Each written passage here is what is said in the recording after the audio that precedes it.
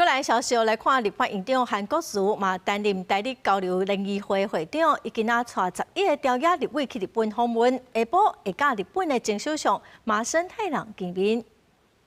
加油，台湾加油！上机进行一手致意，立法院长兼日台交流联谊会会长韩国瑜带11个朝野立委所组的日本国会外交访问团。 第25出发去日本交流，按算29返来台湾。韩国瑜上机进行讲，这届出访有3个目的，包括和日本国会交流、和华侨见面，过去台办万博参观，甲台湾馆加油勉励。那因为前一阵子台湾政治环境呢纷纷扰扰，再加上一个大罢免，我们始终没办法成型，所以这一次呢，也算是告一段落。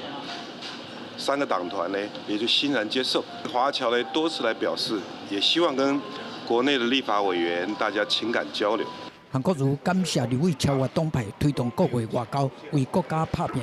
访问团去到东京了，头一天上要紧的就是拜会日本前首相麻生太郎，接续暗时出席日本国会立法议员懇谈会、恳亲会。负责送机的副院长江启臣讲，3党无结伴，显示国会外交的重要性。